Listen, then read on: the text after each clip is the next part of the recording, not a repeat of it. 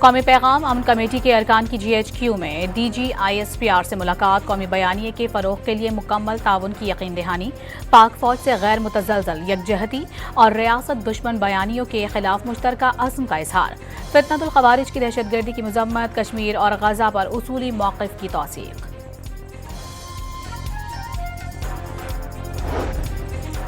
وزیر اعلیٰ خیبر پختونخوا کے دورہ کراچی میں 9 مئی جیسا واقعہ دہرانے کی کوشش کی گئی، باغ جناح گراؤنڈ میں پولیس اور میڈیا کو نشانہ بنایا گیا۔ سندھ کے سینئر وزیر شرجیل انعام میمن کا الزام، حیدرآباد سے واپسی پر سہیل آفریدی کو روکنے کا الزام مسترد کر دیا۔ محمود خان اچکزئی کو اپوزیشن لیڈر بنانے کا معاملہ حل ہو گیا، اسپیکر نے بیرسٹر گوہر کو جمعرات کو نوٹیفیکیشن جاری کرنے کی یقین دہانی کرا دی۔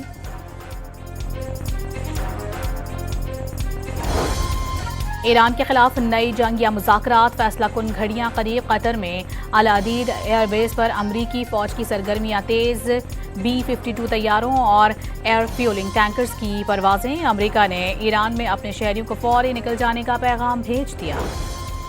تہران میں ایرانی حکومت کے حق میں بڑی ریلیاں، ہزاروں افراد سڑکوں پر نکل آئے، ایرانی قیادت کے حق میں نعرے، صدر مسعود پزشکیان کی بھی ریلی میں شرکت، ایرانی سپریم لیڈر علی خامنہئی کا مظاہرین کو خراج تحسین، ایرانی حکومت کا ملک بھر میں جاری تشدد پر قابو پانے کا دعویٰ۔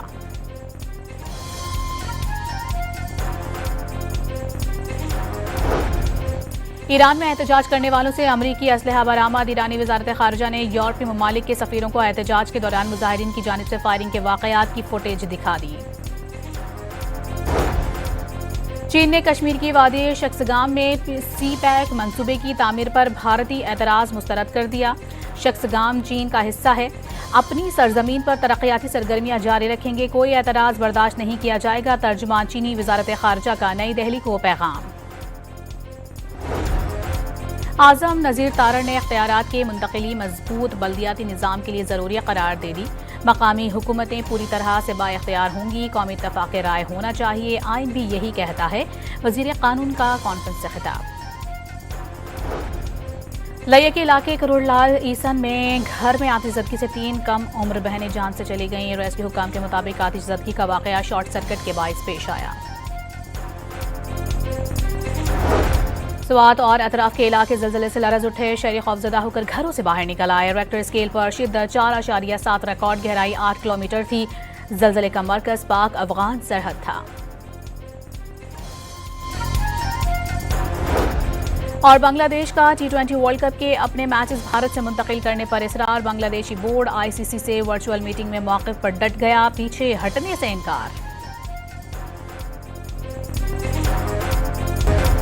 قومی پیغام امن کمیٹی کے ارکان کی GHQ میں DGISPR سے ملاقات، قومی بیانیے کے فروغ کے لیے مکمل تعاون کی یقین دہانی، پاک فوج سے غیر متزلزل یکجہتی اور ریاست دشمن بیانیوں کے خلاف مشترکہ عزم کا اظہار، فتنۃ الخوارج کی دہشت گردی کی مذمت، کشمیر اور غزہ پر اصولی موقف کی توثیق۔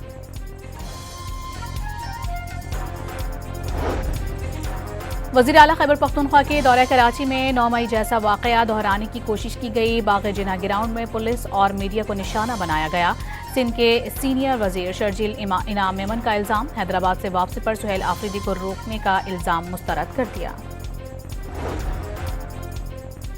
محمود خان اچکزئی کو اپوزیشن لیڈر بنانے کا معاملہ حل ہو گیا، اسپیکر نے بیرسٹر گوہر کو جمعرات کو نوٹیفیکیشن جاری کرنے کی یقین دہانی کرا دی۔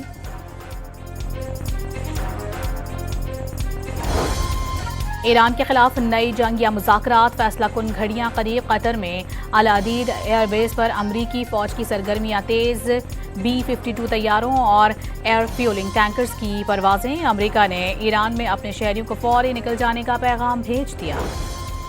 تہران میں ایرانی حکومت کے حق میں بڑی ریلیاں، ہزاروں افراد سڑکوں پر نکل آئے، ایرانی قیادت کے حق میں نعرے، صدر مسعود پزشکیان کی بھی ریلی میں شرکت، ایرانی سپریم لیڈر علی خامنہئی کا مظاہرین کو خراج تحسین، ایرانی حکومت کا ملک بھر میں جاری تشدد پر قابو پانے کا دعویٰ۔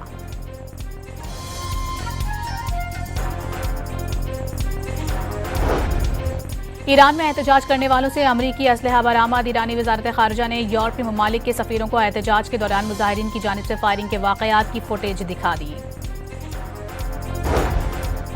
چین نے کشمیر کی وادی شخصگام میں سی پیک منصوبے کی تعمیر پر بھارتی اعتراض مسترد کر دیا۔ شخصگام چین کا حصہ ہے، اپنی سرزمین پر ترقیاتی سرگرمیاں جاری رکھیں گے، کوئی اعتراض برداشت نہیں کیا جائے گا، ترجمان چینی وزارت خارجہ کا نئی دہلی کو پیغام۔ اعظم نذیر تارڑ نے اختیارات کی منتقلی مضبوط بلدیاتی نظام کے لیے ضروری قرار دے دی، مقامی حکومتیں پوری طرح سے با اختیار ہوں گی، قومی اتفاق رائے ہونا چاہیے، آئین بھی یہی کہتا ہے، وزیر قانون کا کانفرنس سے خطاب۔